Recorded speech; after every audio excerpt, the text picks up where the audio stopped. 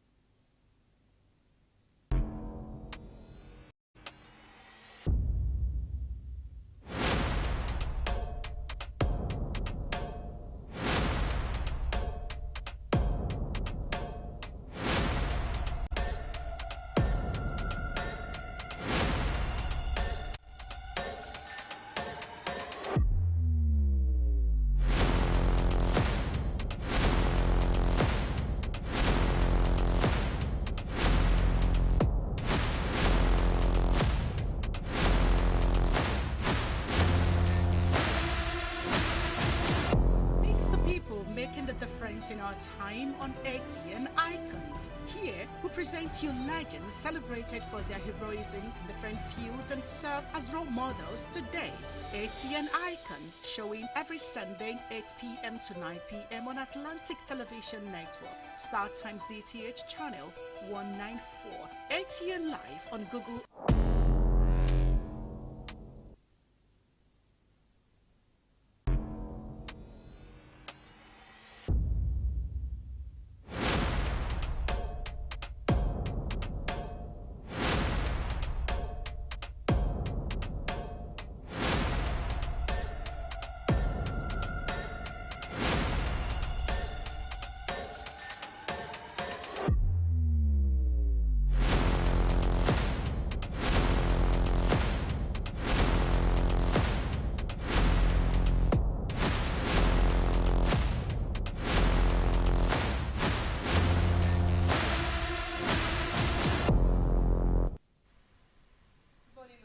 ATN Blowout. It's always an honor to know that you are seated down there in your house, in your offices, wherever you are on the road, and that you are going to be blowing out with us this morning.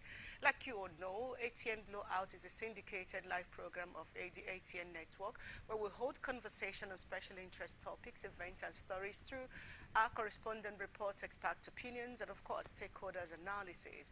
So this morning on ATN Blowout, we will be looking at Nnamdi Kanu. IPOP calls on stakeholders to ensure the release of Nnamdi Kanu. and strike. ASU rose over strike to give federal government time to resolve outstanding issues. On ICT, no more importation of SIM cards. We are now producing them in Nigeria. This is coming from Pantomime. And on monkeypox, NCDC reports 19 new cases of monkeypox in latest update. And on breastfeeding, well, if you're not aware, yesterday was the 1st of August throughout to 7th of August is breastfeeding week, where issues around breastfeeding will be looked at. But on blowouts, we're kicking off the conversation this morning on breastfeeding with the allocate resources to encourage breastfeeding. This is to encourage breastfeeding policy. Maybe a lot of you are not even aware that there is a breastfeeding policy, but this is according to World Health Organization and UNICEF.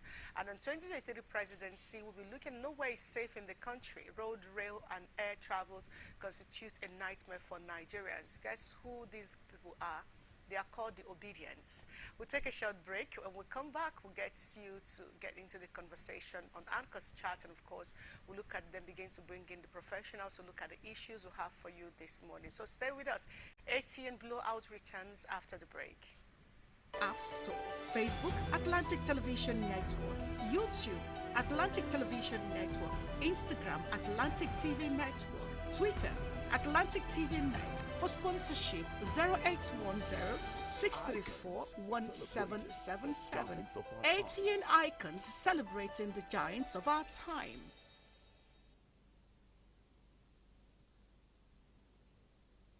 The people, the candidates, the party, the campaigns. What really makes an election year?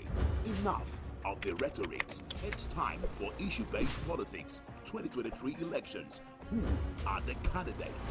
What do you know about them?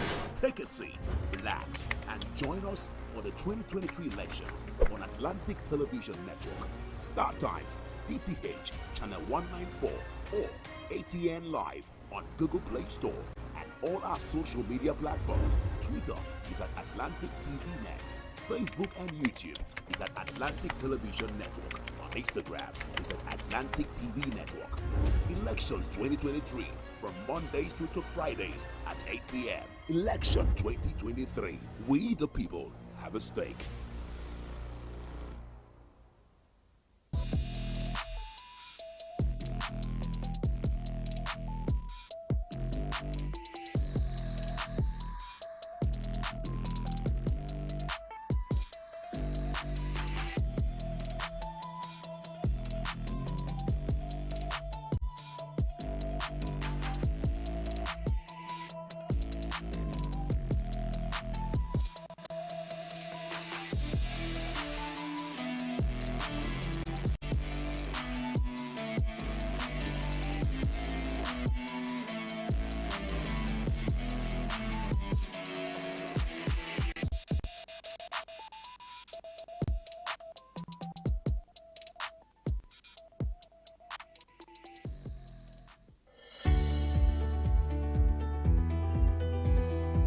People into the country illegally. That is amazing. Honorable You human on the point of order. Honorable you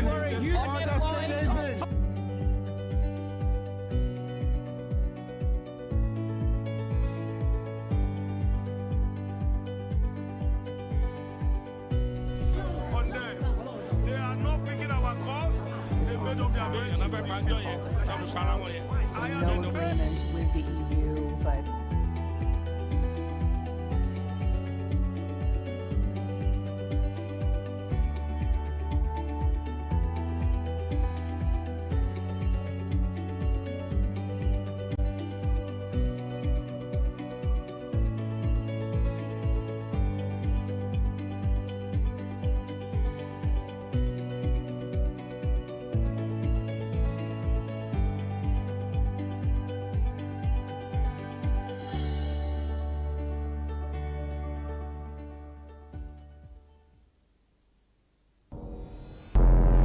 Every day, our lives are changed by history, We are one people, all of us. leaders, politics, Nobody's ambition is what they blood. I have fought very firmly.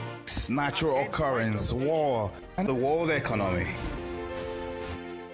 I belong to everybody, and I belong to nobody. ATN covers it all on ATN Politics today.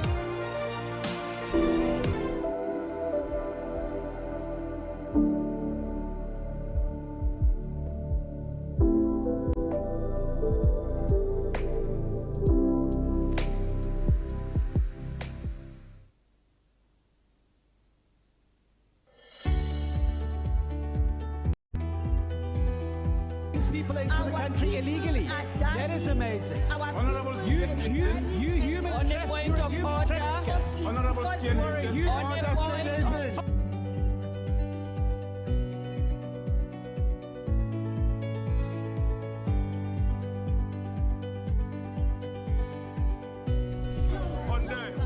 they are not picking our calls. They made up their minds. So no agreement with the EU, but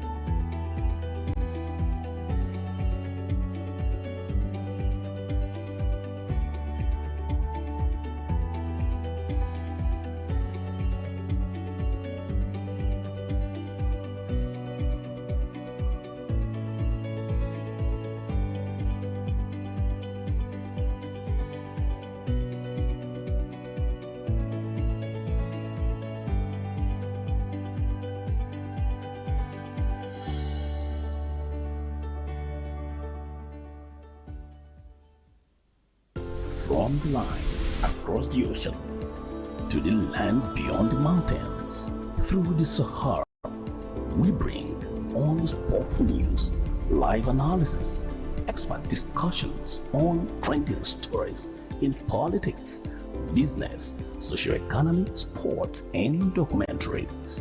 So catch all the updates on the happenings around the globe. Stay focused on the fact today. Only on ATN. Every day, our lives are changed by history, We are one people, all of us. leaders, politics, Nobody's ambition is what they blow. I have fought a very family.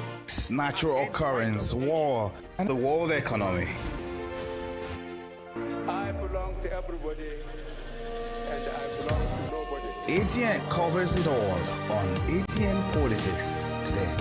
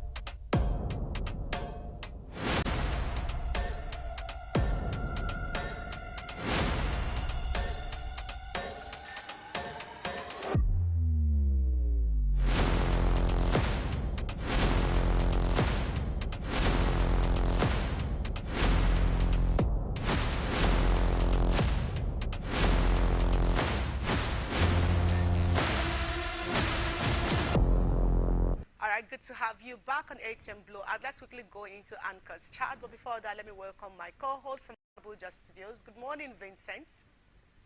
Good morning, Dean. Hi, Port Harcourt. Port Harcourt is good, but we are blowing out from all cylinders, and then Lagos seems to be kicking at us. I mean, I don't know what's going on with. I like to call him Uncle Ruben Abwati, and the governor of Rivers State. The drama is, blowing off from all cylinders. But how is Abuja? Abuja is great. Abuja is great.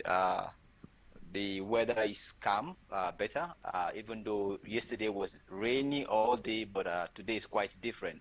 Okay. It's pretty better. That's fair. That's fair. I mean, Abuja has rain. I mean, you guys should be happy that you saw the rain. I mean, it's not the guns and the, IEDs blowing out from all corners this time. It's the rain. So I think that's a good thing. Anyway, yeah. Let's quickly get into the issue. I don't know if you have seen the video. Were you able to see the video making the rounds on social media with respect to Dr. Ruben Abati and the governor of Rivers State, Nyesom Wike? Vincent? Well, I didn't see the video, but I read the reaction of Ruben Abati, and of course, he feels he has been in journalism for quite some time now, and of course, Nyesom Wike, who is a politician and as well a lawyer and has never had journalism experience, should not be telling him how the practice has been, how you practice journalism. Of course, you agree with me that Ruben Abati has practiced journalism to the highest level. At some point, he was the spokesperson of Goodluck Ebele Jonathan, so he knows what journalism practice truly is. So he feels that the Rivers State governor should not, at this point in time of his career, be educating him on how to go about prosecuting his job. I'm trying so hard not to laugh out loud listening to you talk about Dr. Awad. Okay, for those of you, before I come to you again, but let me just quickly lay background. For those of you who may not be aware of what is going on, the background to this story. So, Arise TV gave an interview with the presidential candidate of the PDP. Okay, he said, Dr. Abati said, Atiku said we shouldn't call him Alhaji anymore. So Atiku Abubakar gave an interview to Arise TV, and in the process, they were doing their job. They were doing their job professionally, asking questions, what they know and what they should ask, as much as is within their reach. So they were asking questions. And they asked questions. We all watched the interview, and when it was aired. Now, His Excellency, the Governor of Rivers State, Nyesom Wike, has issues with that interview. Now, he didn't speak up earlier, but he kept saying he would talk, And in fact, one of the local papers, The Telegraph, published a story on that yesterday. As he said, the cover page story says, Wike unveils Atiku, to unveil Atiku, something like that. Now, so everybody have been waiting after the Atiku's interview, where he made statements like he made a choice between who was going to deliver. That's me putting it mildly, the way it came across. He felt, okay, this is who he wanted based on what the people think and all that. So he made a choice of Okowa. But now, there's so many issues around the Nyesom Wike and Atiku issue. Oh, he said, Nyesom Wike said he didn't want to be a vice president, and then Atiku said he wanted him to be. Why embarrass him? Why get him to come to the national level to play? Agreeing to be the vice president, and then when the committee that was set up by the PDP or the Atiku, as a matter of fact, made a choice of Wike, Atiku turned around and made a choice of, chose Okowa, the Delta State governor, instead. And now the story went on and on and on and on. But the interesting part of all of this is, one, when this interview was aired, and Nyesom Wike got to see the interview, maybe felt indicted one way or another.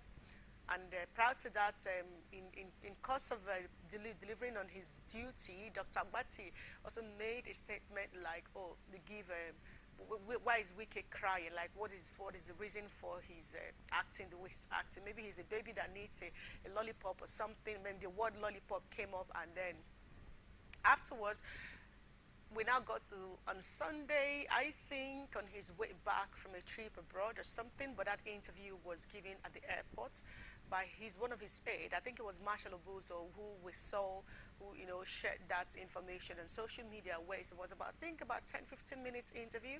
The governor of Rivers State was here talking about issues around that, but the bottom line is, he said Atiku is a liar. And of course, this has been in the news all along. However, in the course of that interview, he took a dive at Ruben Abati and a crew that interviewed Atiku. He took a dig at their professionalism or their integrity with the lines he used. I don't want to go into, I'm just trying to summarize the whole story. But yesterday, 1st of August, beautiful month of August, I like to call him Uncle Abati, but let's call him Dr. Abati for the sake of this conversation. Dr. Abati came on air and decided that it was time for him to address content of that interview. That puts his station, his broadcast brand being Arise TV, on a bad light. That puts his career that's been there for decades. Okay, is it not up to decade, no? Over 10 years, thereabout, yes. It's been more than that. So this has put his career, based on Wike's position, put his career on a very negative light. So, like he said, as at 1985, he was already writing, was already practicing journalism. That's quite some time, if you know what I mean.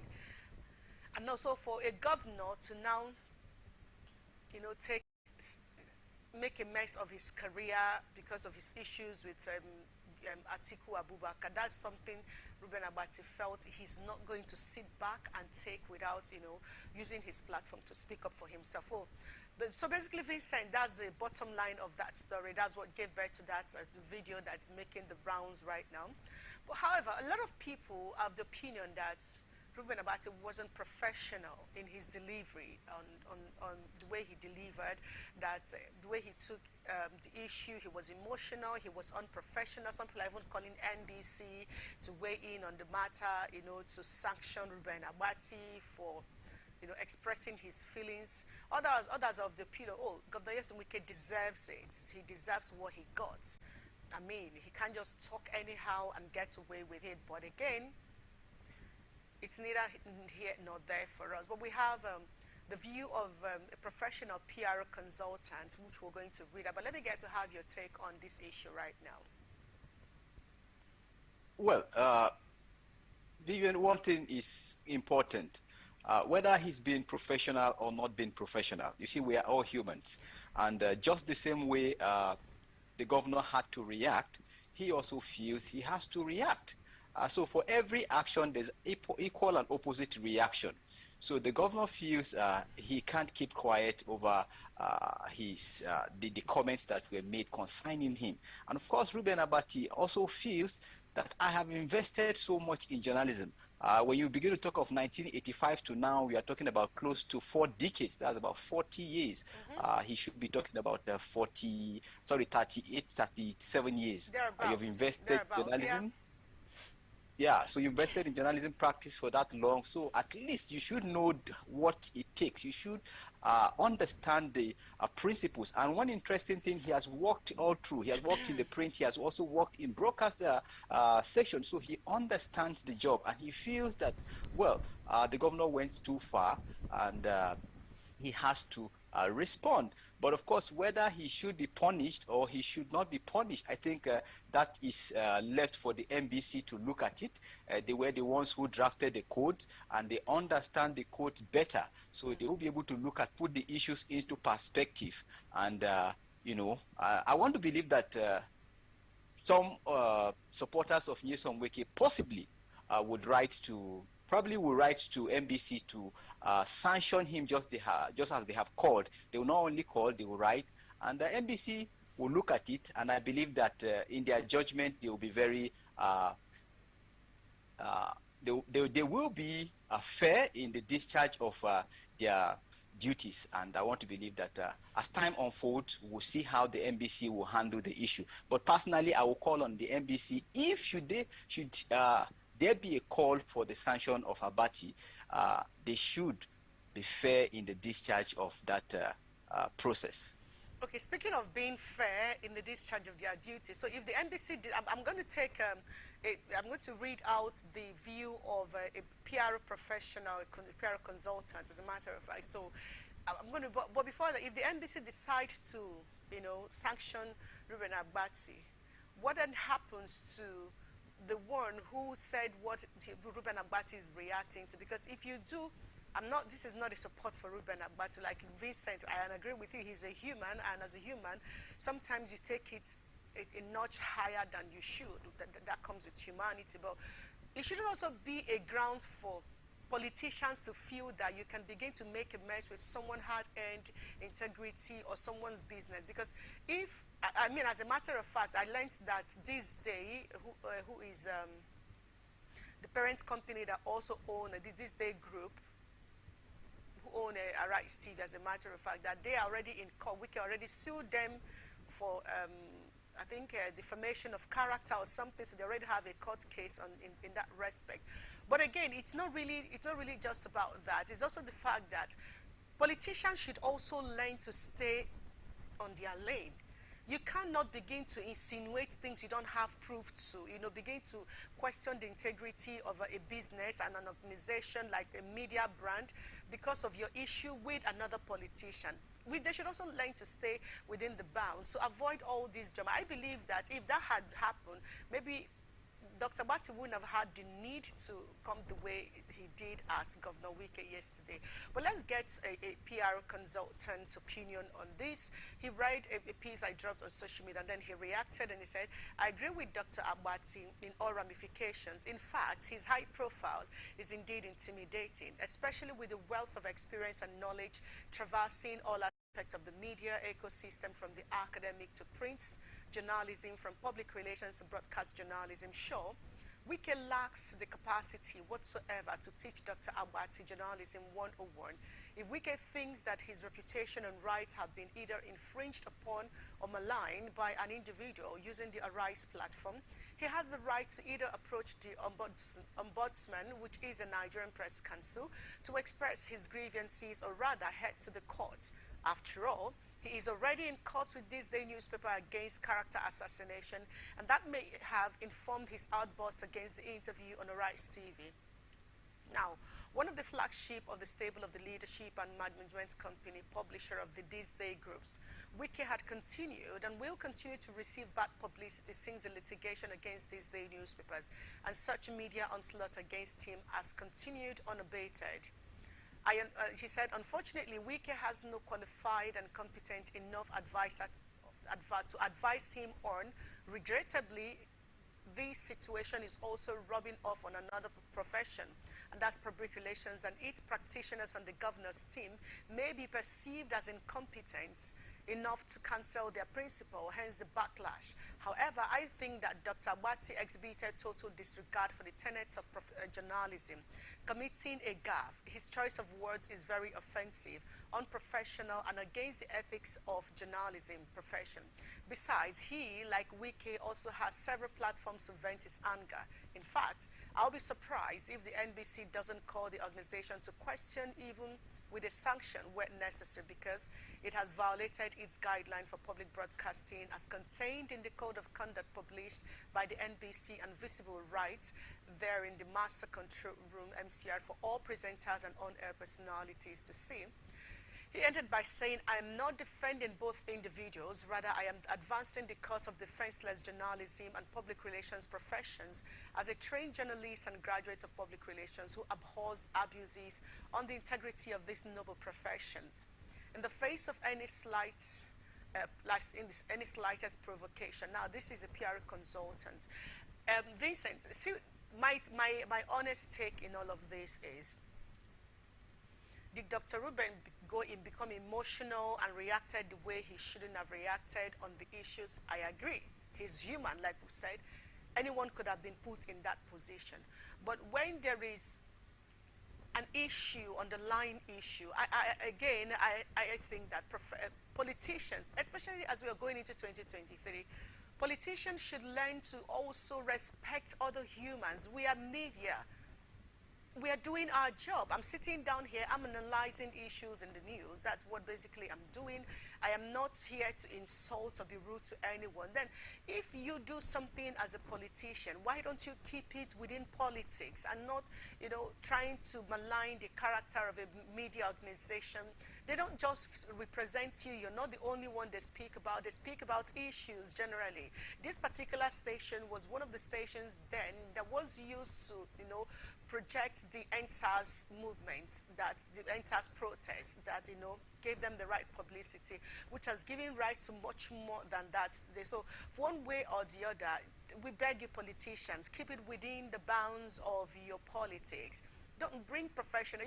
You don't begin to question the integrity of a media brand. You don't begin because they interviewed your opponent or someone you seem to be having a fight with. So when you reconcile with your opponent, who is also your party man in this case, what happens to the organization that you have brought to disrepute because you felt they gave an opportunity to your opponent to use? I mean, we have had Governor Wike on Channels Television and other media platforms, talking about his issues with Governor Mechi and several other issues.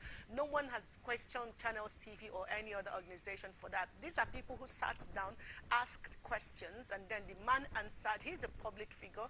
Atiku Abubakar can give an interview to anyone. That you have a personal issues with him, I think shouldn't rub off on the media who is simply doing their job. So either way, whether NBC sanctions the Arise TV or Dr. Ruben Agbati, or calls attention to politicians, either way, let's hope that this get resolved, and let's hope we don't get into 23 campaigns with this, charade or shenanigans, as the case may be, where we're preaching from either left or right, or trying to make peace between politicians and media organizations or media practitioners, as the case may be. So that's basically my take on it. What's your final take, Vincent?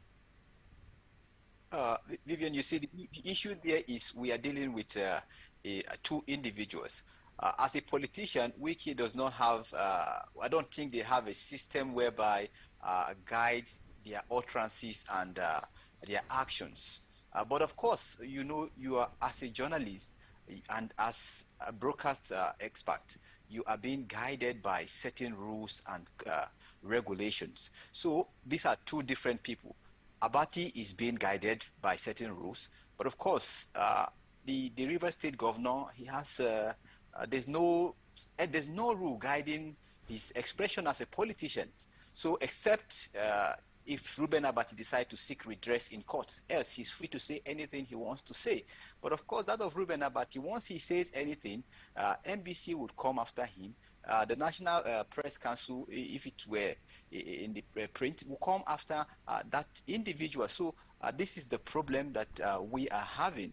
But of course, just as you rightly puts it, if he felt aggrieved, he would have sought for an opportunity to also, express. He has already said he wants to speak. The presidential candidate of the People's Democratic Party lied against him.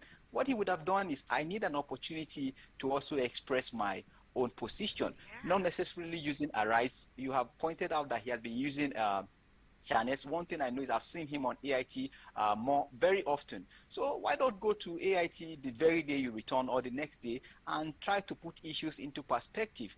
He lied. This is what he said. On this, he said this. This is a lie. This is the true position of things. And I think that way will be more matured and civil in handling issues. You have thrown the issues before Nigeria, just as he said. He is to put the issues before Nigeria so that Nigerians will put them into context and decide what to do.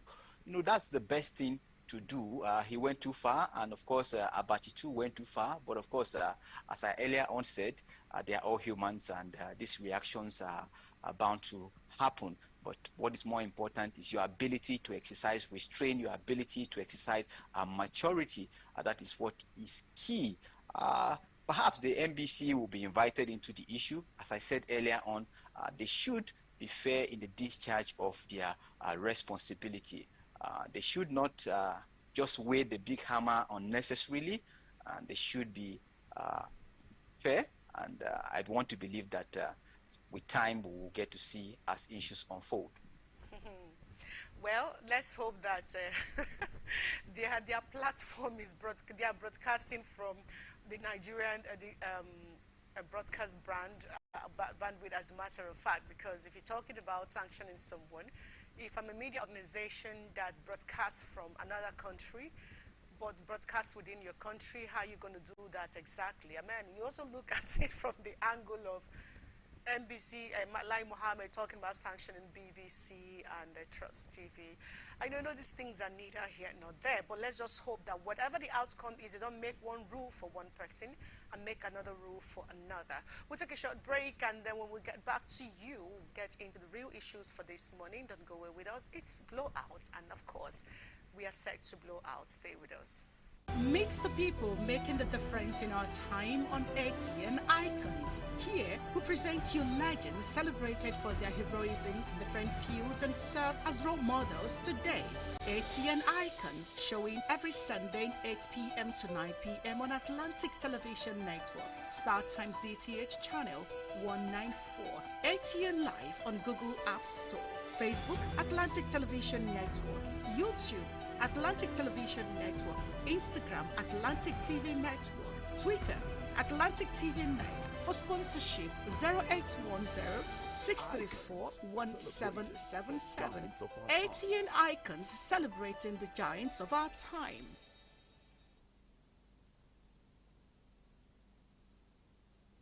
The people, the candidates, the party, the campaigns. What really makes an election year? Enough of the rhetorics. It's time for issue-based politics. 2023 elections. Who are the candidates? What do you know about them? Take a seat, relax, and join us for the 2023 elections on Atlantic Television Network, StarTimes, DTH, channel 194, or ATN Live on Google Play Store and all our social media platforms. Twitter is at Atlantic TV Net. Facebook and YouTube is at Atlantic Television Network. On Instagram is at Atlantic TV Network. Elections 2023 from Mondays to Fridays at 8 p.m. Election 2023. We the people have a stake.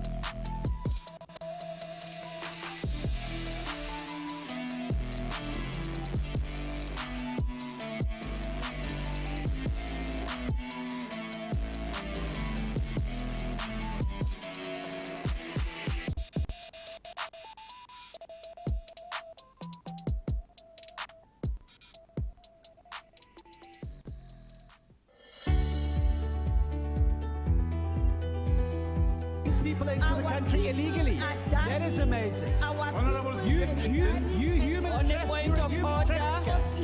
You're a human.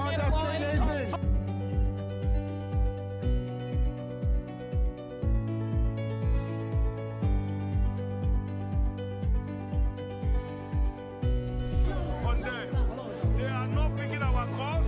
They made up their minds.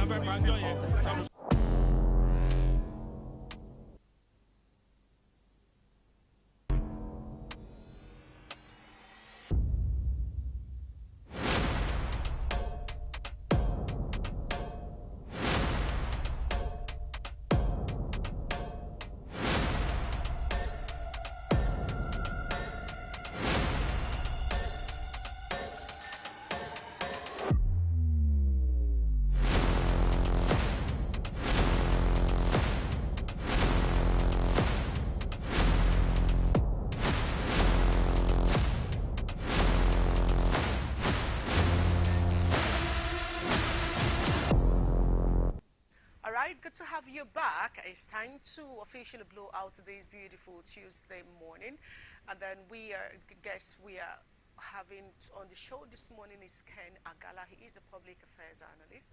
We also have Samson Usman, a publisher, Capital Post. And we have Dr. Ogechuku Marian Isokarari. She is the PRO, Association of Public Health Physicians, Nigeria, River State. Now, we will be going first with Dr. Ogechuku Isokarari to look at the issues around the breastfeeding, the policies around breastfeeding, and also look at issues around monkeypox.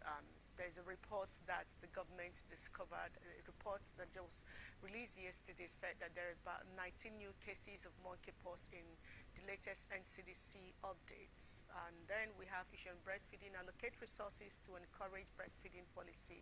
This is according to World Health Organization. So we'll just look at this issue. Hello, good morning, Dr. Oge.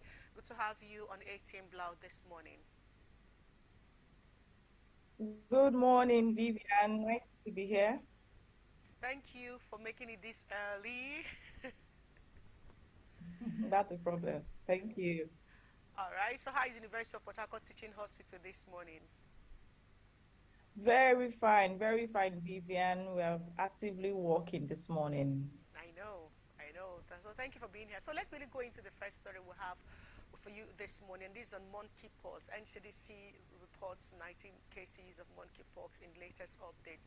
Now, in this latest update, monkeypox in Nigeria, but that was published by the Center NCDC showed that there were 19 new suspected cases reported in the week under review, spanning July 18 to 24th from 12 states, namely Ondo, 4 cases, Bayelsa 3 cases, Taraba 2 cases, Lagos 2 cases, Rivers 1 case, Kogi 1 case, Kano 1, Imo State 1, Delta State 1 case, Anambra 1 case, Akwa Ibom 1 case, and Abia 1 case. So the report noted from January to 1st July 24 to July 24, 2022, there have been 89 males, 44 females from 26 states, Lagos 17, Adamawa 11, Delta 11, Rivers 10, Bayelsa 10, Ondo 9, and Edo 8, etc. The rest consists of Ogun, Bauchi, Akwa Ibom, Abia.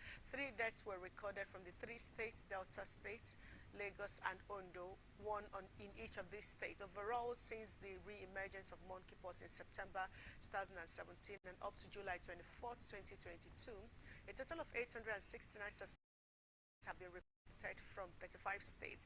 The ongoing efforts to strengthen surveillance at the national and subnational levels, increased awareness from global news headlines, and our investments in risk communication and community engagement have contributed in part or whole to this observed increase in cases which we have seen this year. The NCDC will continue to monitor the situation even as we sustain ongoing response efforts. This is an excerpt from the update released from the NCDC. Now going to you, Dr. Ogechuku.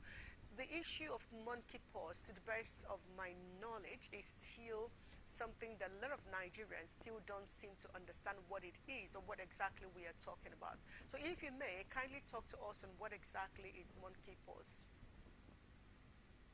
All right, thank you very much, Vivian. There is still a lot of low level of awareness about what exactly monkeypox is.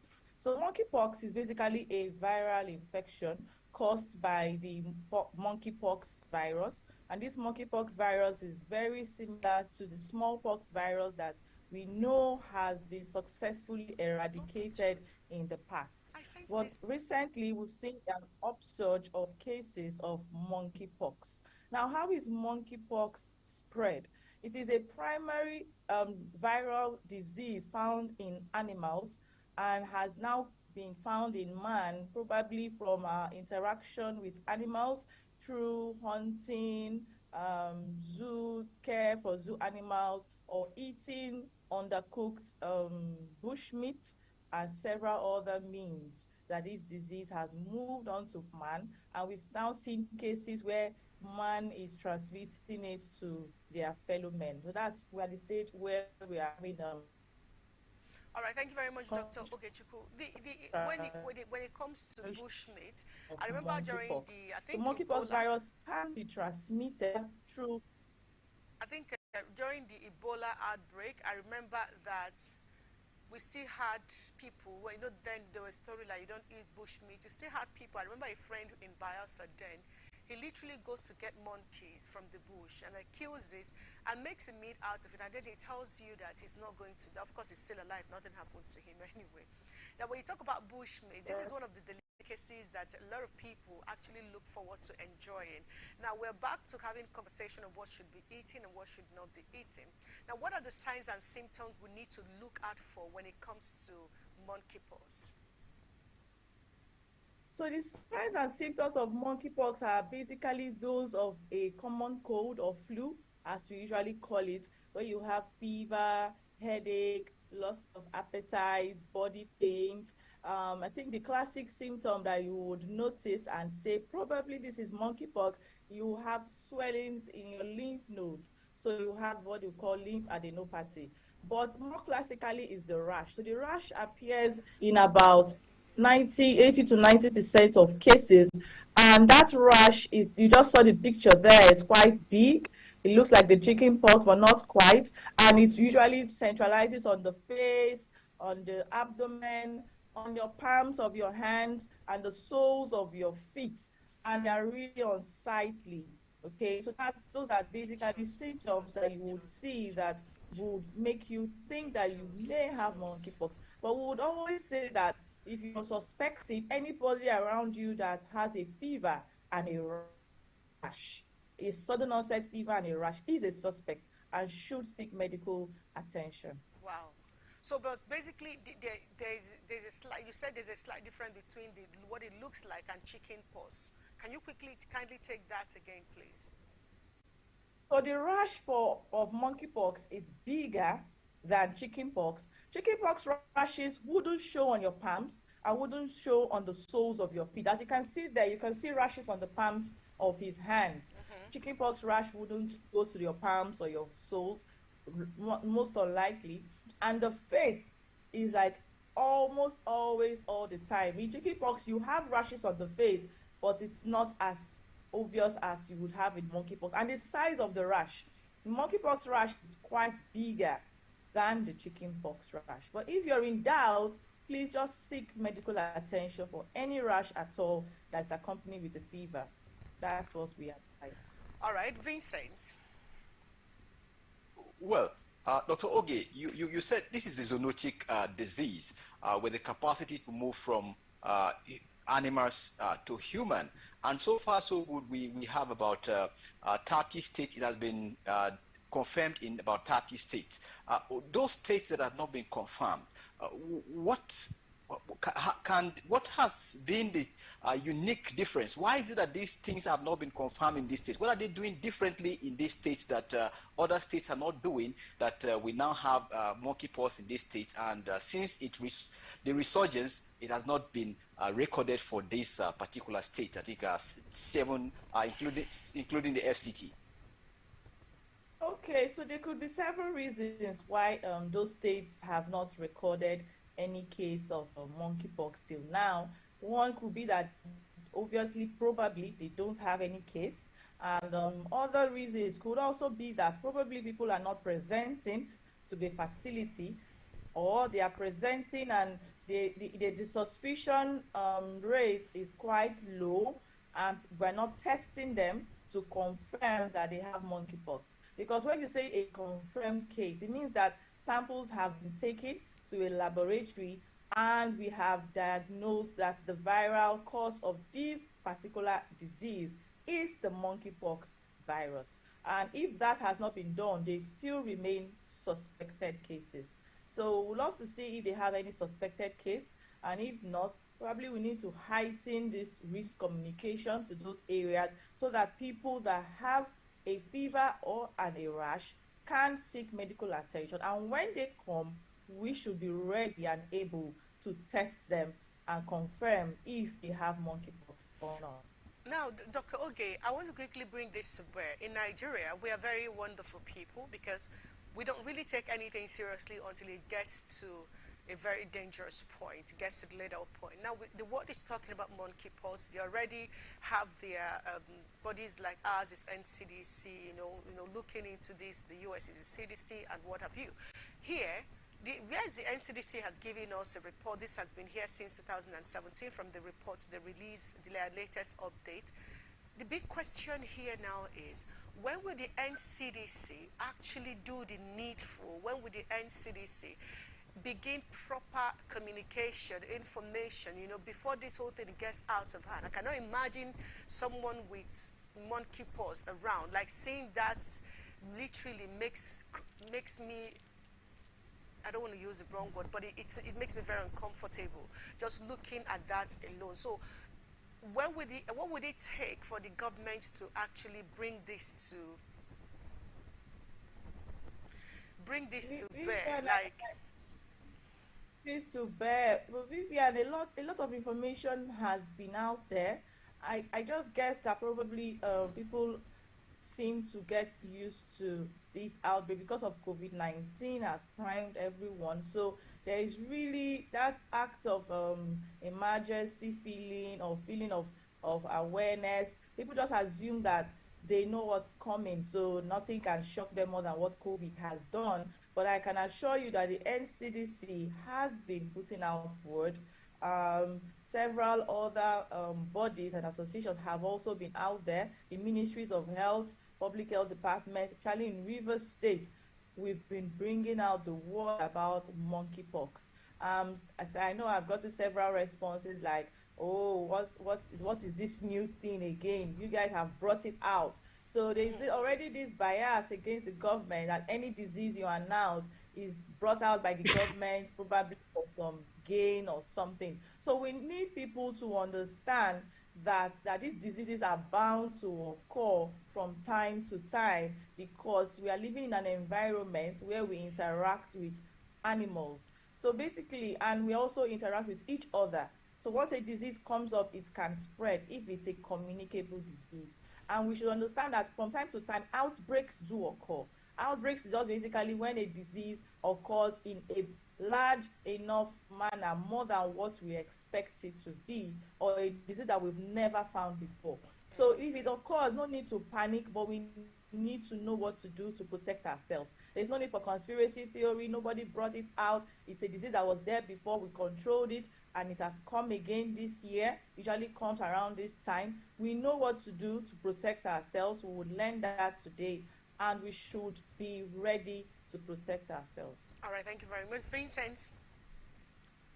Well, Dr. Oge, you are in Port Harcourt, and I would like to know, in Port Harcourt, how many centers do you have that confirms that are centers for confirmation of this monkeypox virus, and what is the partnership between the secondary or tertiary health facilities with the primary health care where these cases are being discovered?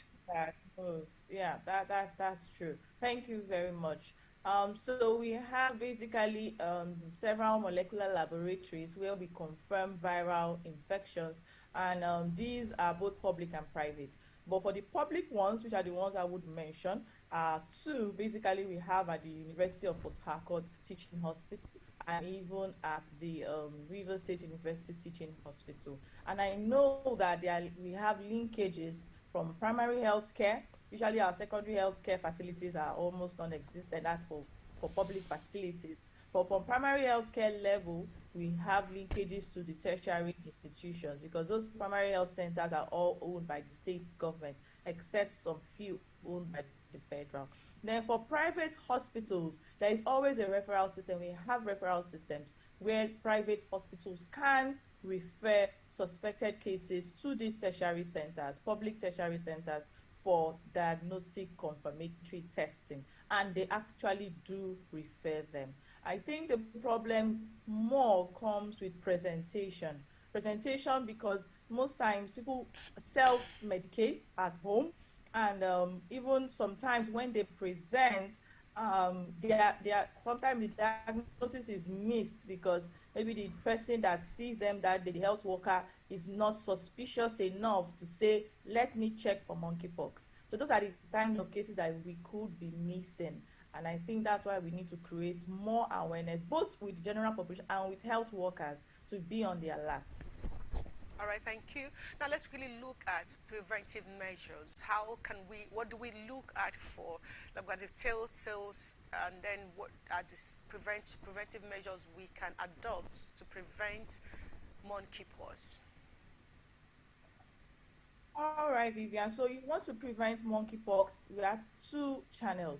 So you want to prevent getting it from animals, and you also want to prevent yourself from getting it from a monkeypox case, that is your fellow man beside you.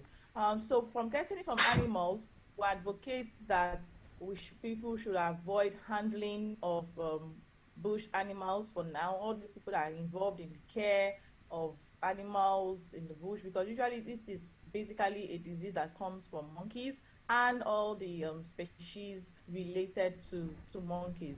So, and we know that in this part of the world is a delicacy. We call it bushmeat. We would say don't eat bushmeat, but we also say if you must cook it properly. And cooking doesn't mean roasting, okay?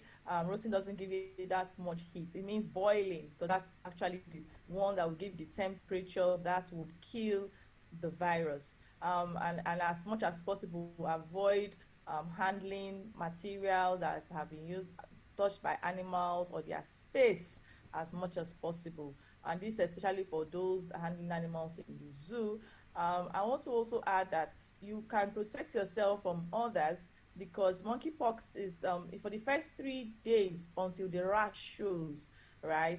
You start getting infection that you are able to transmit it to another person once your rash starts coming up, and you're still able to transmit it for the duration that the rash is on your body till it has cleared totally and a new skin has formed.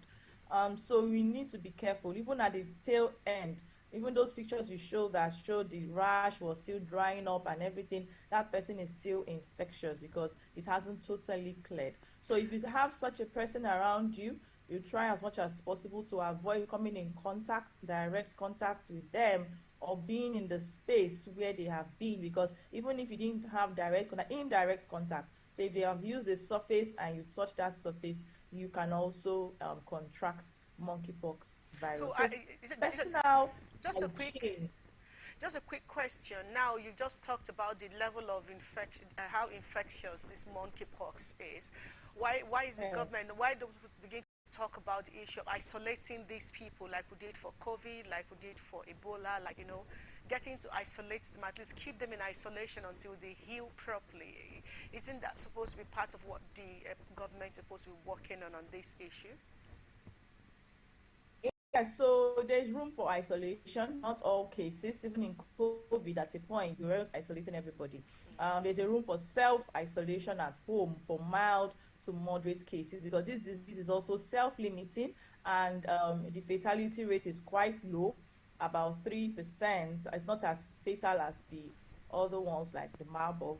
So sometimes if you have a mild case or a moderate case, we could say self-isolate at home while we manage you, visit you as often as possible. But for the severe cases, right, where it's really bad and it's some complications have set in, because monkeypox has complications, then there is room to treat in a facility, and usually it's in an isolation center. That's an infectious disease unit, right? So that's basically where they are managed. If they are treated in a hospital, they are isolated from other patients. All right, Vincent. Well, Dr. Oki, this is a virus, and one unique thing about viruses is that the vaccines are often developed at measures of controlling these viruses. In this case of monkeypox, are there vaccines, and have they been deployed? What is actually happening with respect to vaccines and the containment of monkeypox? Yeah, that's very interesting. Thank you, because vaccines have come to stay, and thank God we got a vaccine for COVID-19, which dramatically turned the event of that epidemic. So for monkeypox virus, it's been found that the smallpox virus, which was used successfully to eliminate smallpox disease, has some level of protection against monkeypox. So studies have found that people, probably the older generation, that were opportune to take smallpox virus, then have a level of protection against monkeypox. But more studies are still on the way to see if we could redeploy that vaccine, or we are still developing other vaccines. So we have vaccine, but not in Nigeria, outside Nigeria, which are different stages of testing, and some have actually been used successfully in the United States. But in Nigeria currently, there is no vaccine for monkeypox virus infection, and there is no definitive cure for monkeypox virus infection. So basically what they get is supportive treatment while we wait for the disease to run its course, which it usually does in about 3 weeks, and the person comes back up. All right, thank you very much, Dr. Oge. We'll take a short break. When we come back, we're going into breastfeeding, allocate resources to encourage breastfeeding policy. This is according to World Health Organization and UNICEF. We'll be right back. The people, the candidates, the party, the campaigns. What really makes an election year? Enough of the rhetorics. It's time for issue-based politics. 2023 elections. Who are the candidates? What do you know about them? Take a seat, relax, and join us for the 2023 elections on Atlantic Television Network, StarTimes, DTH, Channel 194, or ATN Live on Google Play Store and all our social media platforms. Twitter is at Atlantic TV Net. Facebook and YouTube is at Atlantic Television Network. On Instagram is at Atlantic TV Network. Elections 2023 from Mondays to Fridays at 8 p.m.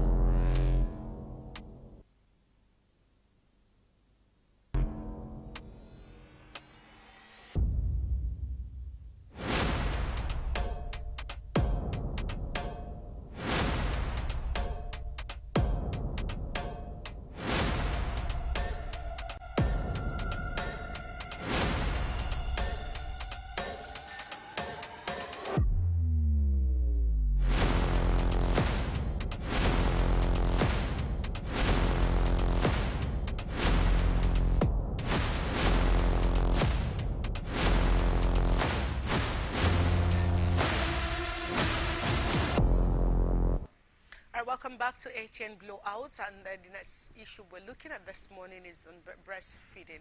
The World Health Organization, WHO, and the United Nations Children's Fund, UNICEF, in its concern about the global crises that have continued to threaten the health and nutrition of millions of children worldwide, have called on governments to allocate increased resources to protect, promote, and support breastfeeding policies and programs, especially for the most vulnerable families living in emergency settings. The duo, which disclosed that 70% of Nigerian infants are denied the aforementioned benefits of breast milk in their formative years, maintain that breastfeeding as the best start in life has become more critical than ever. The results are high stunting rate of 37% of children under 5, of which 21% are severe, and wasting among children under 5 years of age, 7%. They continue to present severe consequences for the child during emergencies, including those in Afghanistan, Yemen, Ukraine, the Horn of Africa, and the Sahel region. Breastfeeding guarantees a safe, nutritious, and accessible food source for babies and young children. It appears a powerful line of defense against disease and all forms of child malnutrition, including wasting. Continuing the statement, UNICEF explained that UNICEF and World Health Organization are calling on governments, donors, civil society, and the private sector to set up efforts to prioritize investing in breastfeeding, support policies and programs, especially in fragile and food insecure contexts. They also stress the need to equip health and nutrition workers in facilities and communities with the skills they need to provide quality counseling and practical support to mothers to successfully feed their children. This year's theme for World Breastfeeding Week is set up for breastfeeding, educate and support by urging organizations and nations to create safeguards for breastfeeding. This topic hopes to increase breastfeeding awareness. And now, Dr. Oge, would like to have you back here to look at the issues around breastfeeding. So when we talk about Thank you very we talk about breastfeeding, yeah. the average person understands it to be just, having the woman bringing out her breast and feeding the baby. But there are processes to this. There are issues around this. There are basics that one needs to know. A lot of times, even the nutrition of the mother is overlooked in the process. You have people who say they are doing exclusive breastfeeding, for instance, and they are not in any way taking care of themselves. They just eat their normal meals and hope that somehow that could help the baby. But in other cases, doctors say you need to feed well, but this will also looking at, I don't want to add weight, the world where we live in. But get to educate us this morning on what this What happened? breastfeeding means. Okay. All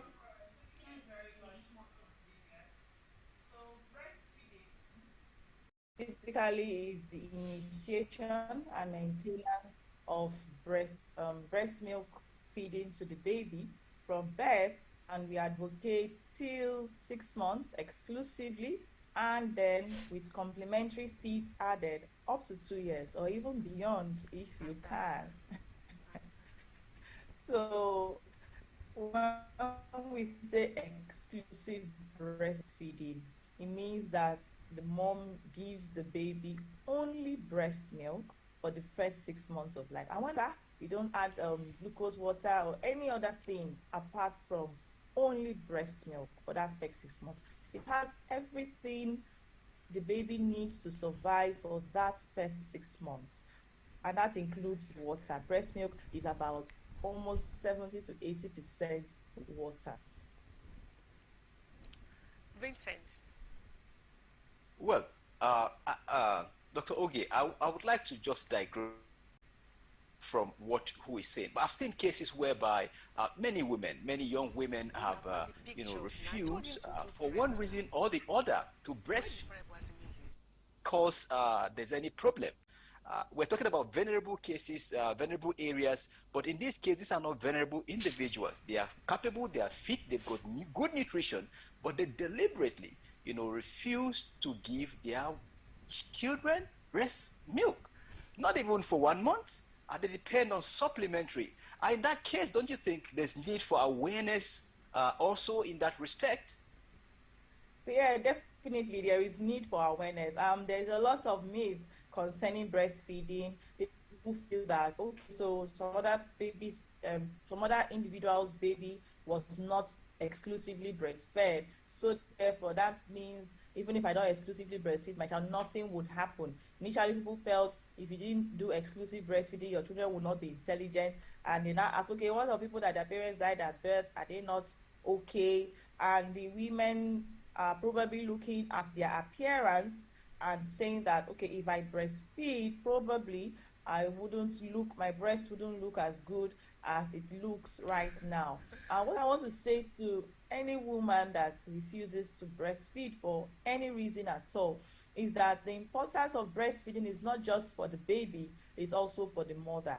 And it's two ways, and not just for the baby and the mother, also for the society, because when you have a high proportion of breastfed children in society, it actually reduces malnutrition, and at the end of the day it reduces a lot of hazards related to even violence and ill health in society. So when you breastfeed, you bond with your baby. That helps psychologically for the mother. Okay, helps her feel like she has a connection. And not just that, the baby is also bonding with the mother. And we know that children that have that level of connection to their parents or to their mother are more stable in society. So breastfeeding has a psychological impact. So you see a lot of people that are out there causing havoc. Probably they were not exclusively breastfed. So when you have that bond with your mom, and your mom has that bond during breastfeeding, you actually train your child. So when you're breastfeeding and a child probably bites your nipples and you just give him a little flip on the leg, he knows not to do that again. So he now understands communication between the mother and the child. Breastfeeding gives you eye to eye contact with your child, and that eye to eye contact, a lot of information. Nigerian mothers, we talk with our eyes. So you need your child to have that contact with you so that he knows And breastfeeding makes a child know that this is my mom, this is not my mom. Because a child doesn't just jump to anybody's lap and opens the breast to breastfeed. No, he knows his mom. Okay, so let us, that is just like the psychological, societal benefit, but there is a nutritional benefit, definitely the health benefit, where we say breastfeeding provides all the nutrients in the right proportion and the right quantity, naturally made. Breastfeeding doesn't need you to preheat the food, prepare it. It's already ready all the time, ready to eat. So it eases stress from the mother. And breastfeeding gives you antibodies. Antibodies are used to fight infection when the child's immune system is poorly developed. And if you have that, you won't be rushing to the hospital all the time with cough, catarrh, diarrhea, vomiting. It prevents all that. And in societies that don't have access to good water and sanitation, where I would say you have to boil your water before you make a baby's food, that is all taken over because you are breastfeeding. So you won't be exposing your child to contaminated water. So the benefits of breastfeeding are so numerous, All so right. numerous. Okay, Dr. Ogech, there's an aspect of breastfeeding that I need you to also address, because you didn't hint on that. You said exclusive breastfeeding is not giving the child the glucose water. Now, I had an incident where a woman gave birth through CS, and then before she could come, the baby was crying and screaming all over the place. This is in a government hospital, not a private hospital. So by the time she came out, there was no breast milk. They needed to feed this child. So what the doctors did was, the nurses around and matron, they got the glucose, put it in water, and start feeding this child. That was the first thing they could feed, because there was no breast milk at that point. And now this is a challenge that a lot of women have. Some women have. They've given birth, but they don't seem to have breast milk at it, especially for first-time mothers. What is the danger in having to supplement with a glucose water, because the baby needs to feed one way or the other until the breast milk comes? Or what do you suggest? Definitely the baby needs to feed, but like we always say, the baby is good for the first 24 hours. Okay, the baby is good for the first 24 hours, except you notice any jittery, maybe a mother that had diabetic complications and her baby is probably having a low blood sugar level, right? But the baby is good for the first 24 hours. We try to establish breastfeeding as early as 1 hour after birth. As soon as possible, within the first 1 hour, you should have started breastfeeding, and the breast will definitely respond. But there are some cases I know, where the milk refuses to come out as soon as we want it to, and we need to supplement feeding while the breast milk is getting ready. And in those few cases, although sometimes they may be too quick to give that baby glucose water, but if it's warranted and they do, immediately breastfeeding after that, and breastfeeding should be re-established. So that means that even if you gave your baby glucose water on the first day of life due to anxiety, and on the second or the third day your breast milk has started coming out, you should re-establish breastfeeding and do it exclusively. So what that means is that even though you have already gone out and done glucose water, you can restart. Let me use that word. It doesn't stop you from restarting and doing it exclusive, because these things happen within the first 2-3 days of life, right? So you can always restart and pick up where you left off and start exclusively breastfeeding from there. Doesn't stop you. Okay, talk to us quickly about the kind of nutrients that a lactating mother needs to be on, because when we say breast milk, we also made to understand that if the mother is not healthy, if she doesn't have the right nutrients within her body, she may not be giving out what the baby requires, for his or her development. So talk to us on the aspect of nutrients. How healthy should a woman be? And I also mentioned earlier, people are worried about getting, adding weight in the process of having to feed enough, quote and unquote, in order to give the baby. Talk to us on the aspect of nutrition. What should a woman who is breastfeeding look out to in this during this period of breastfeeding? So we advocate for women, you should eat healthy while breastfeeding. That's not the time to diet, but at the same time, it doesn't mean that you have to overeat. So what that means is that while breastfeeding, the baby takes as much as he wants, irrespective of how nourished or malnourished the woman is. So the way God has made breast milk is such that the baby is prioritized in breastfeeding. Okay, so the baby takes as much nutrient as he needs, right, and that is not compromised. It's just, except the woman has really gotten down to a very low nutritional level. So we advocate that the most important component of breast milk, like I said, it contains about almost 70 to 80% of water. So you need to be well hydrated to breastfeed. You need to drink lots and lots and lots of water. In Nigerian society, we make pap for the lady. We make tea, big cups of tea for her to drink. That's all because they all have water contained in them. So it's basically the water and the energy that she needs. So after water, you need to take a lot of you need protein. That's a balanced diet basically. Then you need energy. So carbohydrate is very important for a breastfeeding mother, but in the right proportion, which is about 30 to 40% of your meal for the day. Fruits, vegetables, and definitely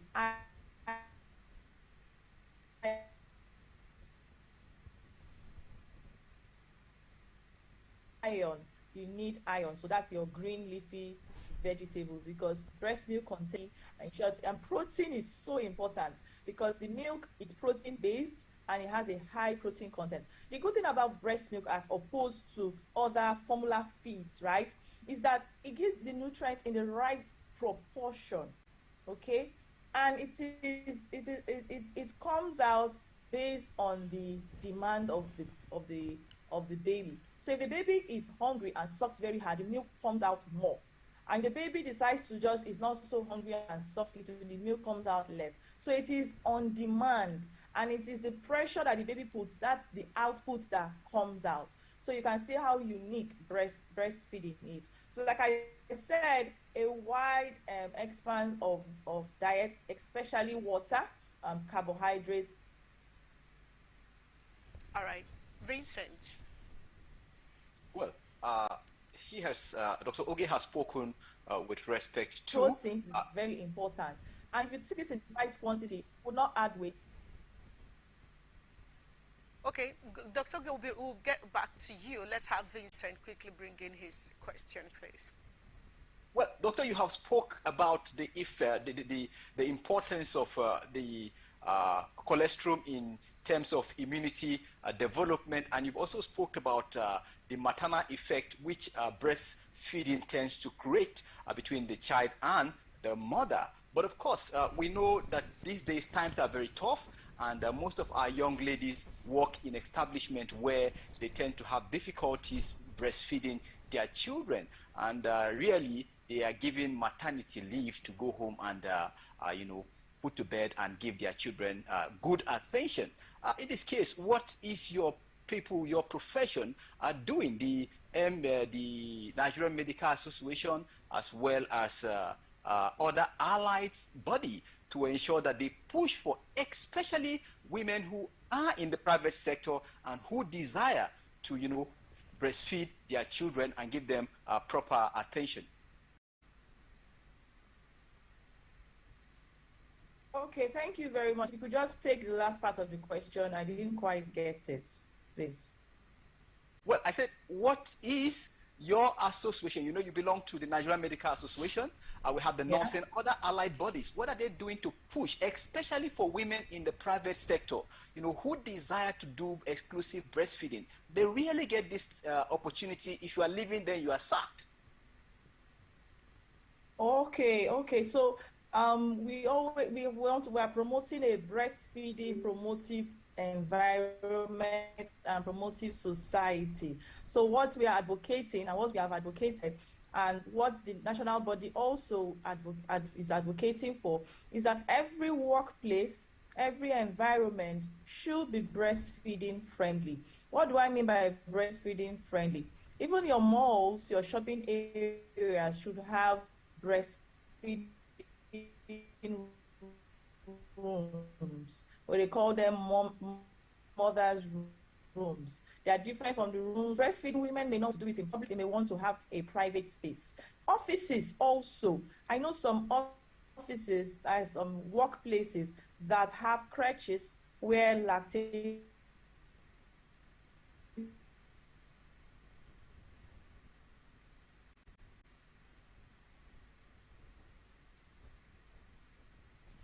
Okay, we just want to say a very big thank you to Dr. Ogechukwu Maria Ani Sokarari there.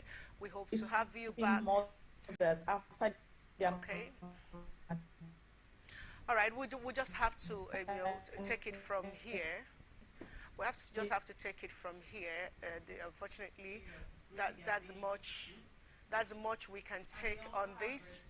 Within the week, we'll get to bring her back. It's a 7-day long conversation. We hope to have her back on Friday to talk more on this, on other shows, and of course on Blowout as well, to look at more issues on breastfeeding, because the issue of having the policies well established in corporate environment is a very critical conversation, because we have a lot of people that refuse to breastfeed or take their children to. It's not just even having a breastfeeding room, making provisions for women who are career people who also need to work and have their babies around. I mean, thank God for Atlantic Television Network. But we will have more of this conversation as we make progress on the week. But we'll take a short break and we'll come back.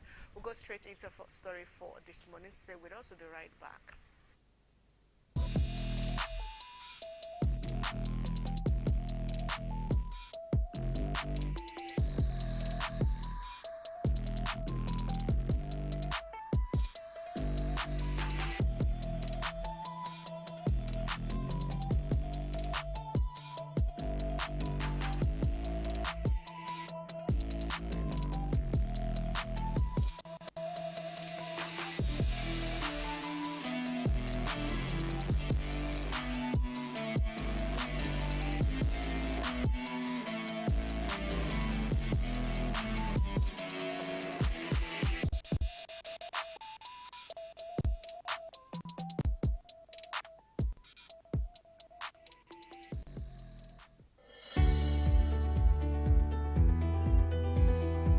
People into the country illegally. That is amazing. Honorable you human trafficker. Honorable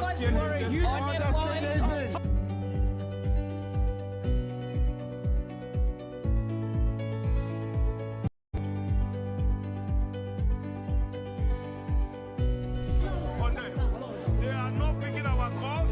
They made up their minds. So no agreement with the EU, but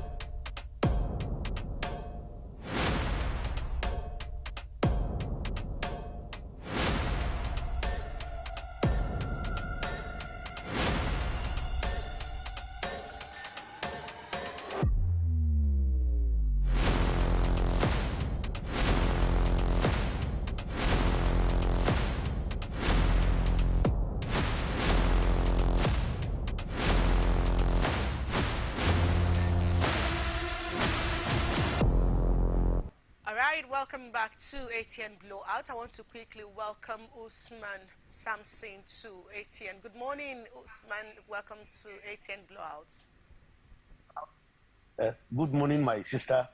I want to apologize for coming late. I have issues connecting with you people. It was my daughter that bailed me out. Okay. Thank you.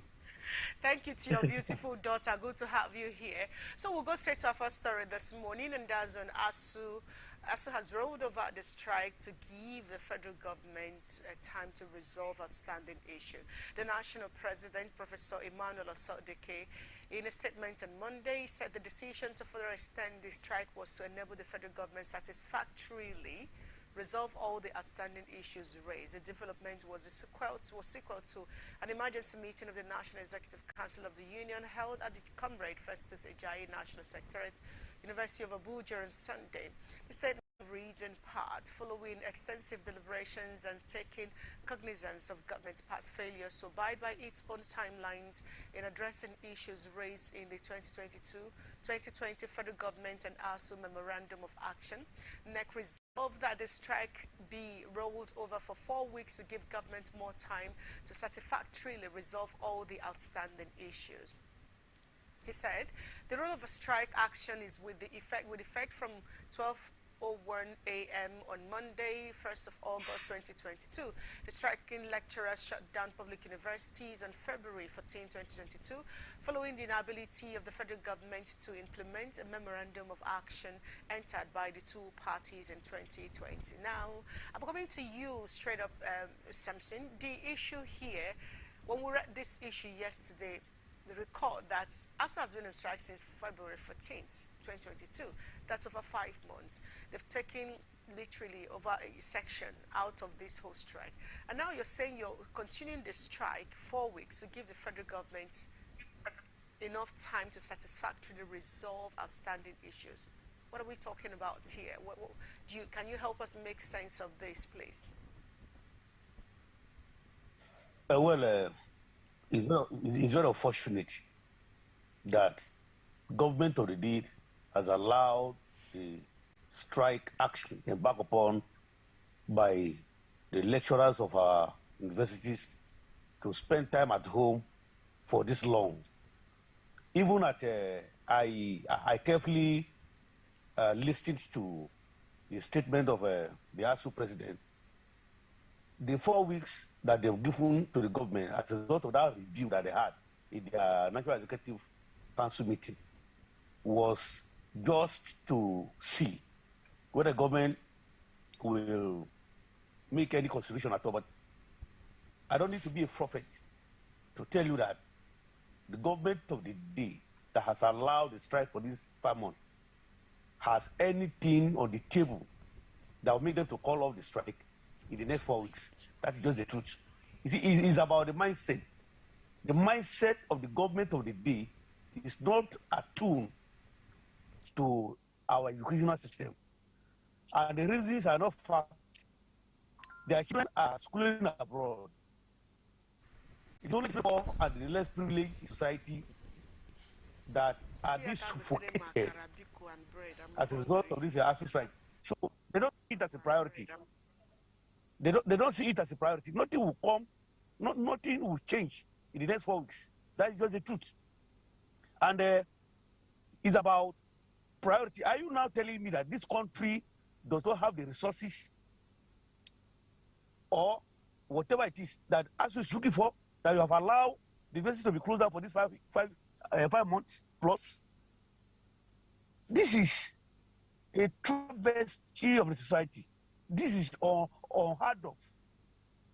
What are they really using the money for, if not for education? If you use money to construct infrastructure like road or whatever, after some time the whole thing will disintegrate. But when you invest this money into education and human capital is developed, it's permanent. So what are we talking? As for me, I am looking up to a new government from May 29, 2023 to address this issue. The current government cannot and will not address this issue.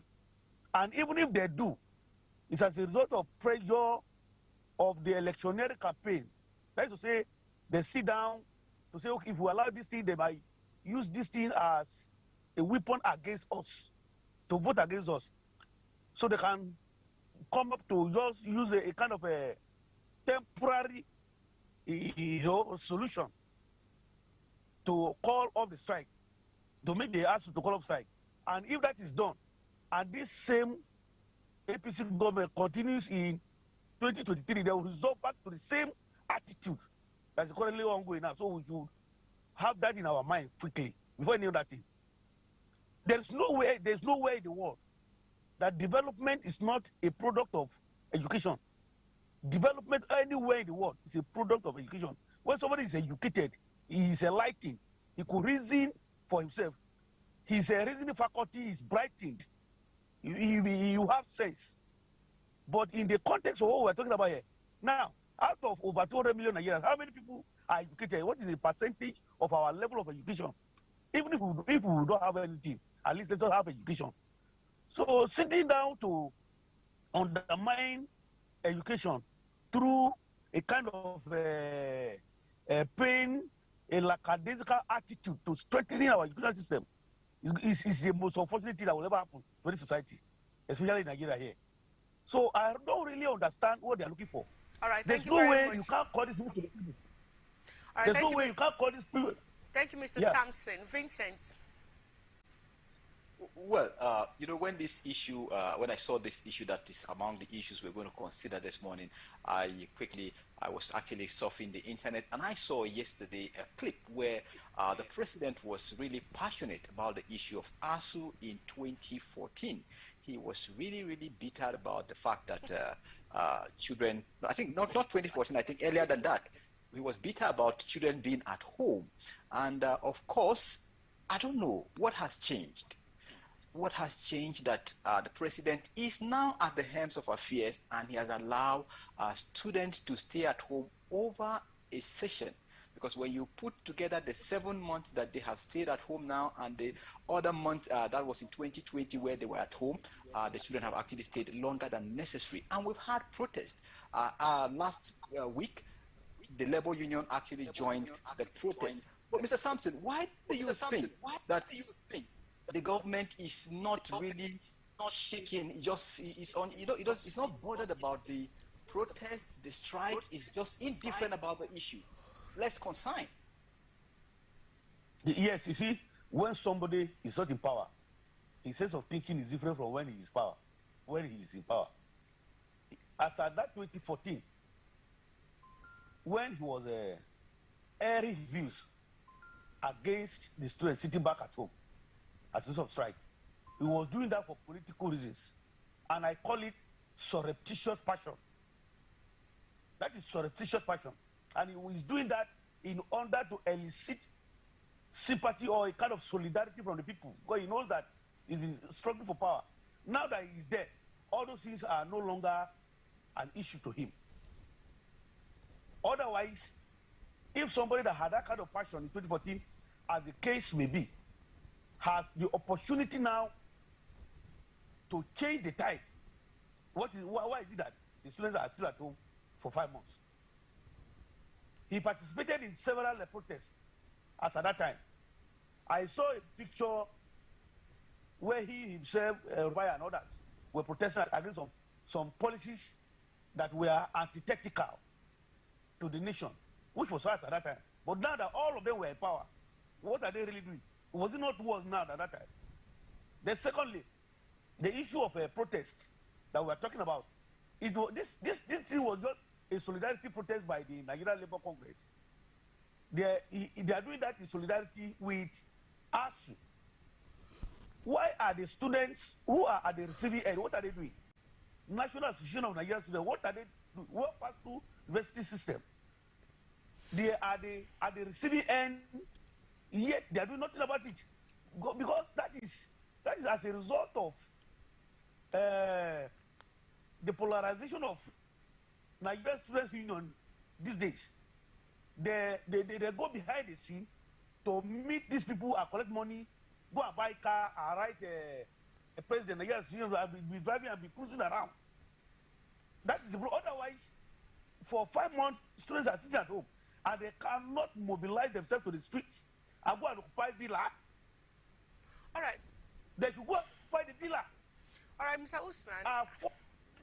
Yes, because the resources is there for government to settle this impasse. Nobody will say that here does not have what it takes to settle the impasse.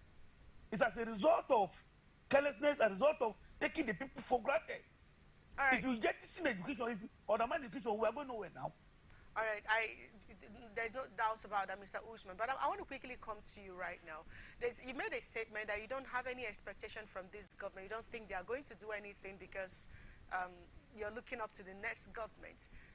Now, I don't think any Nigerian would disagree with you on that, but let's quickly take a look at just at least of recent, the body language, we have resorted to looking out for the body language of our president when we should be seeing actions and words backed up by actions from a president.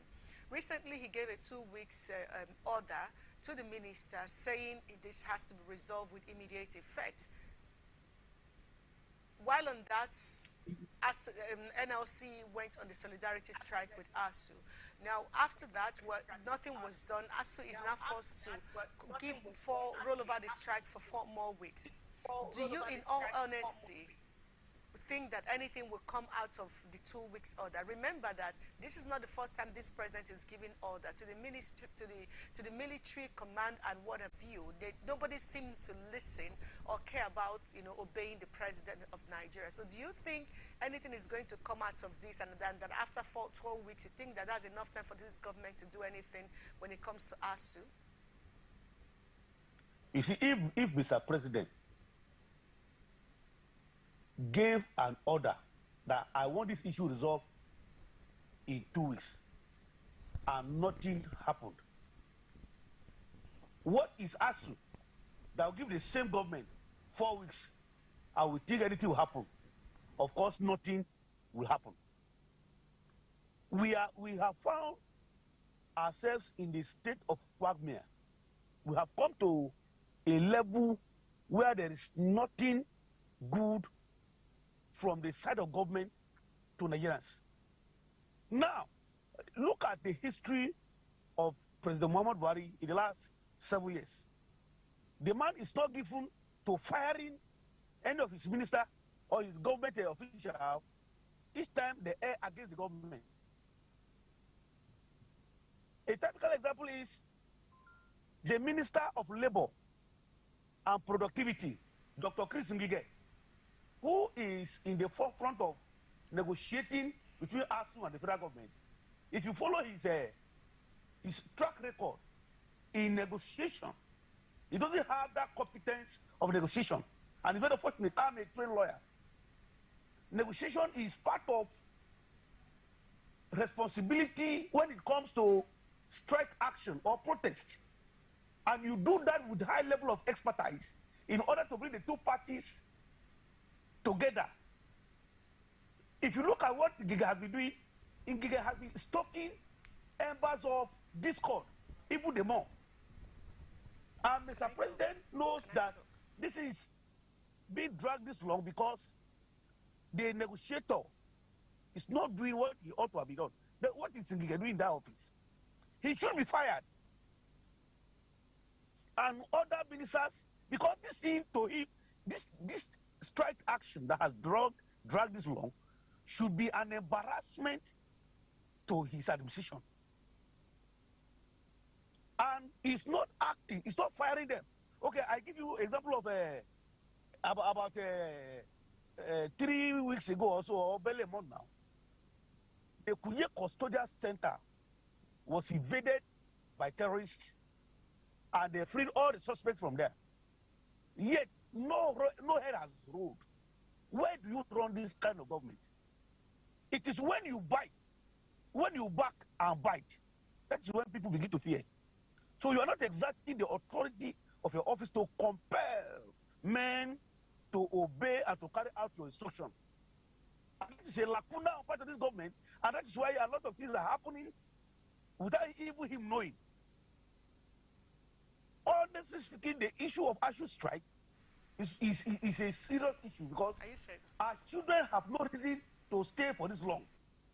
But Mr. President is not acting, he's not firing from his double cylinders at all. And that's why things have been taken for granted. If he had sacked, for instance, now, the other time, and he appoints another person in replacement, don't you think that the person who replaced him will sit up in ensuring that the right thing is done? Now, are we going to invite agents from heaven to come and do this thing for us? Or are we going to invite the Minister of Labour from the UK, our former colonial masters, to come and intervene? Nigerian problems must be solved by Nigerians. Nigerian problem is a Nigerian problem that must have a Nigerian solution. Nobody's coming from the moon, from the Mars, or from any other planet to come and solve this problem for us. So what is it that we can't solve our problem? So my sister, like I said, the 4 weeks that ASU gave after the review of their meeting, all right, nothing else will come out of me. it. That's the truth. All right, thank you very much. We'll keep looking at this and hope that something comes out of this. If not, we'll maybe, like Mr. U. Samson said, we'll begin to look at the next government. But there is another interesting story we want to really bring to you this morning before we wrap the show up, and that's on 2023 presidency. Nowhere is safe in Nigeria. Road, rail, air travels constitutes a nightmare. This according to Obedience. If you don't know who Obedience is, here we go. The Director of Strategy, Adang Azi Adang, in a press conference yesterday, called attention to the state of the nation, said it shows that the Buhari administration have failed woefully in all indices and indicators of good governance. Adang, being the spokesperson for P2B's support group called the Obedience, said there is no doubt that Nigeria under President Muhammadu Buhari is bedeviled and perfected by a myriad of security challenges never seen or experienced since our independence in 1960.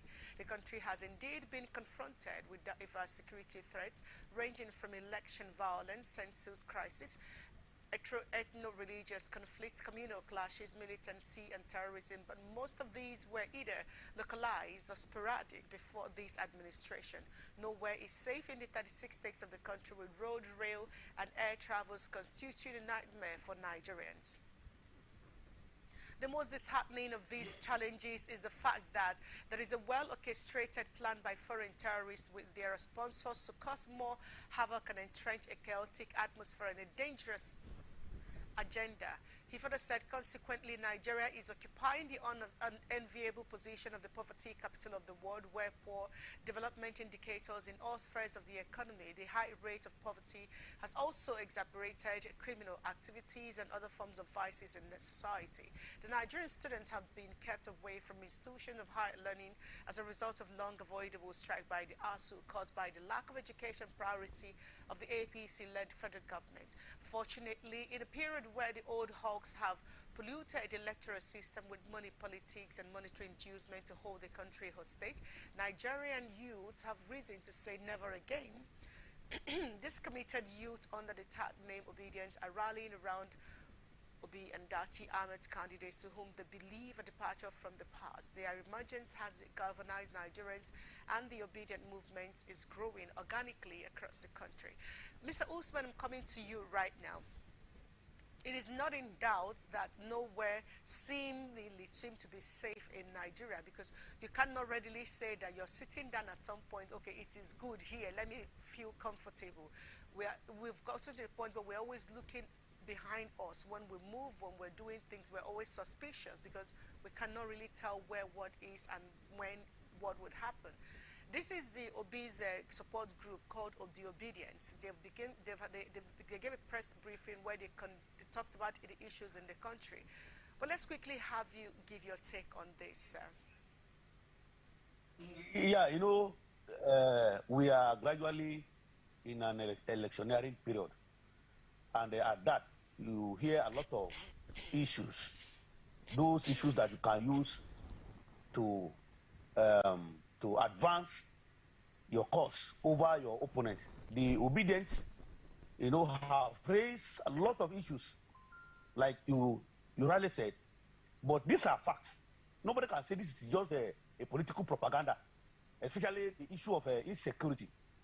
I live in Abuja, and it has not been as this bad in the last 20 years that I found myself here.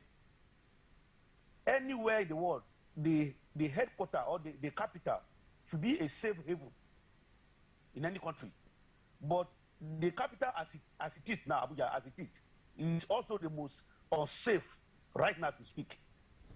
The terrorists and the bandits have taken the battle to the doorstep of the capital city as we speak.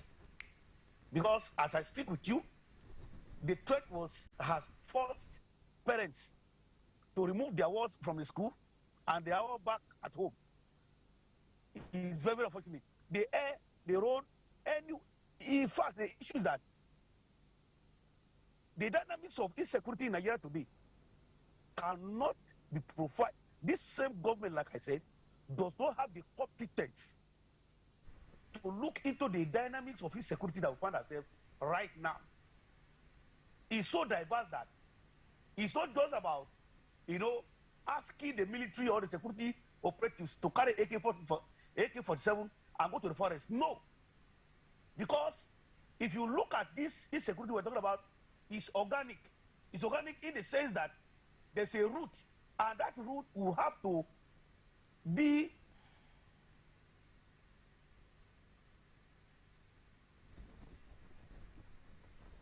all right. We'll just keep having the conversation on these issues. One of the things that one wonders is, you might want to look at this from the angle of politics. Vincent, I don't know if you agree with me.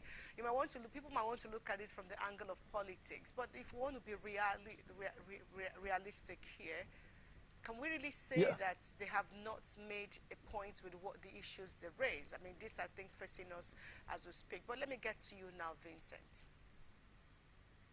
Well, Vivian, we are all in Nigeria.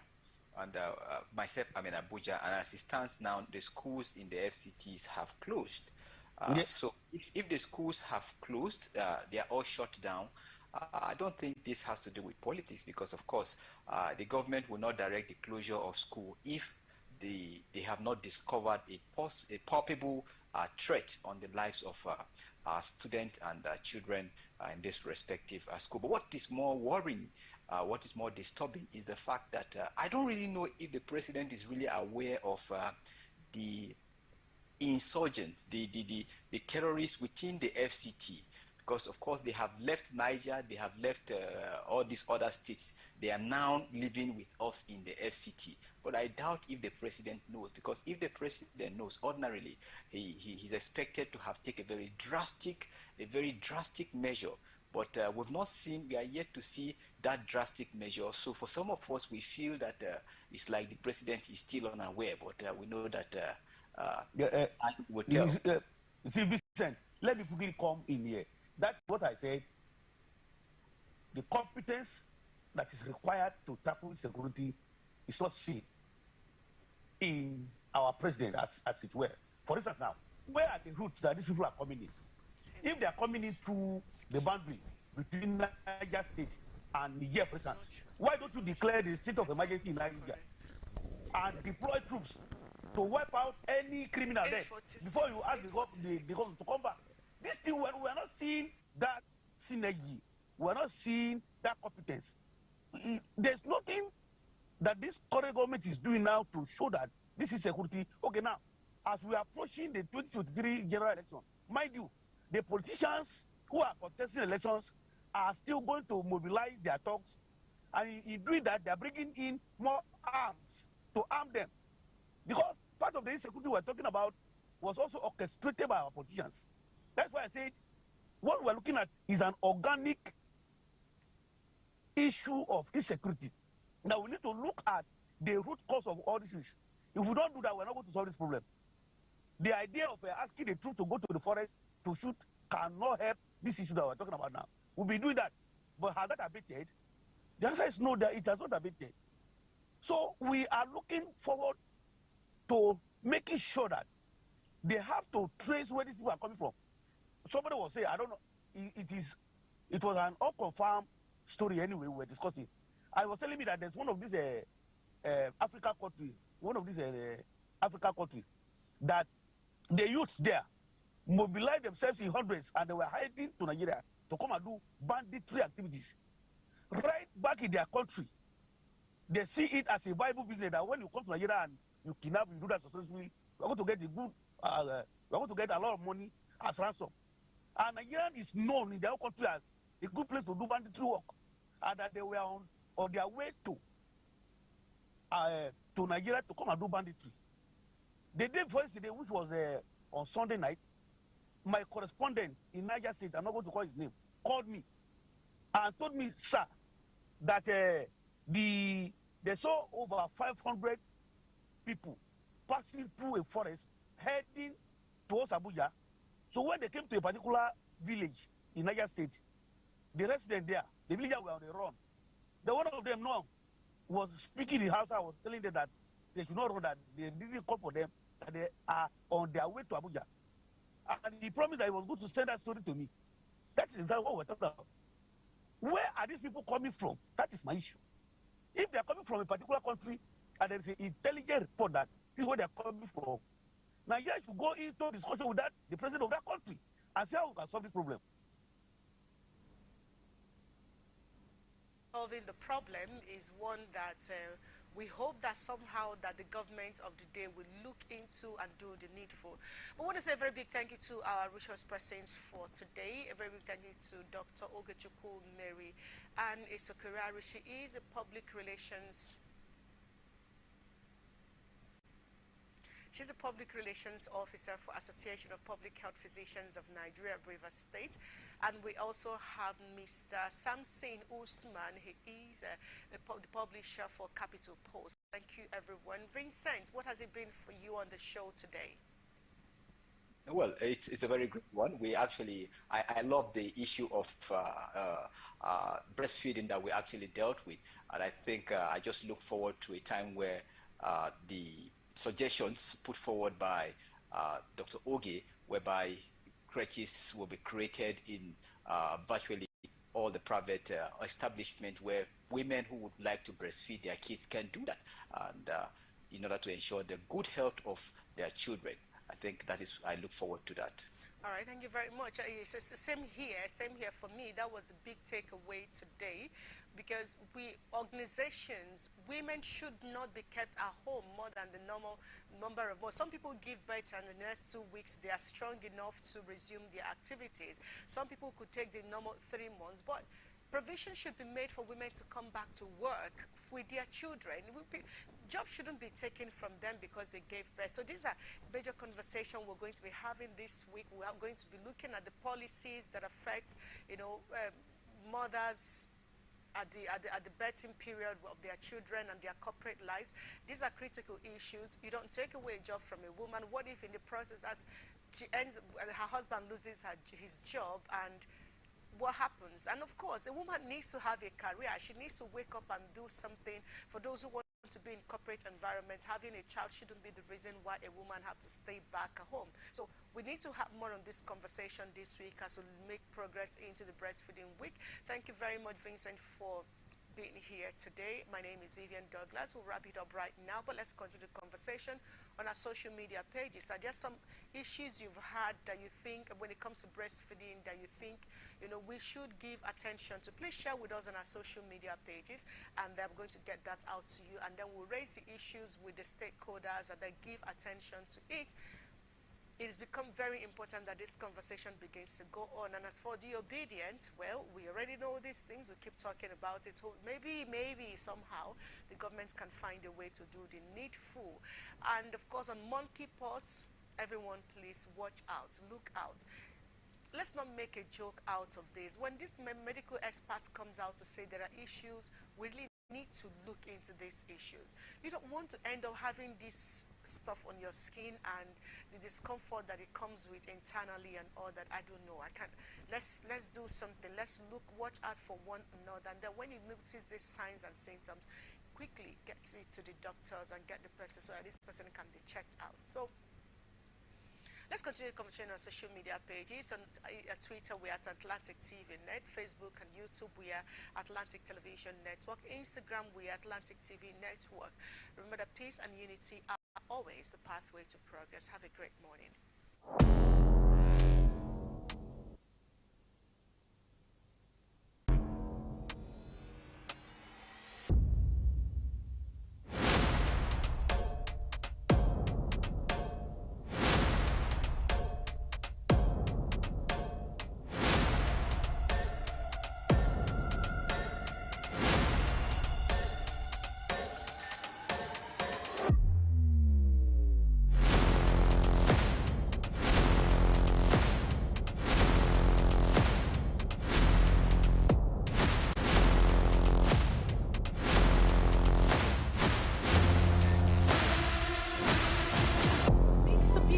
making the difference in our time on ATN Icons. Here, we present you legends celebrated for their heroism in different fields and serve as role models today. ATN Icons, showing every Sunday 8 p.m. to 9 p.m. on Atlantic Television Network, StarTimes DTH channel 194, ATN Live on Google App Store, Facebook Atlantic Television Network, YouTube Atlantic Television Network, Instagram Atlantic TV Network, Twitter Atlantic TV Net. For sponsorship 0810-634-1777. ATN Icons, celebrating the giants of our time.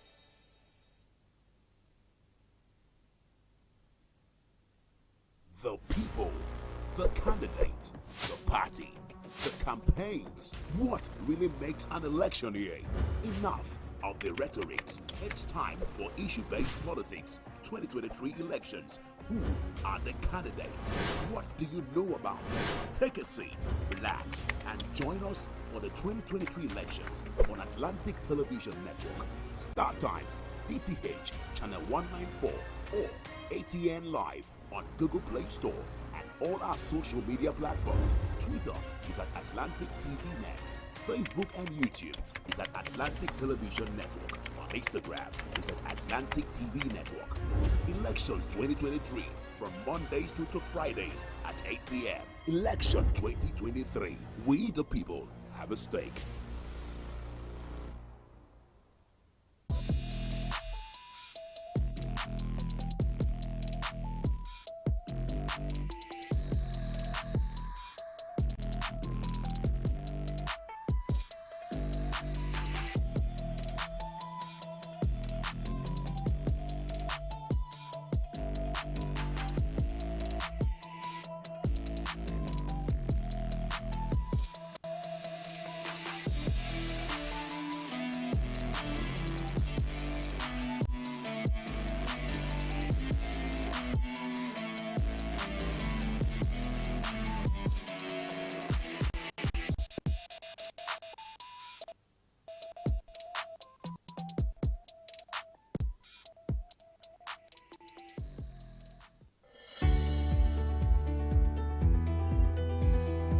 People into the country illegally. That is amazing. You human trafficker. Honorable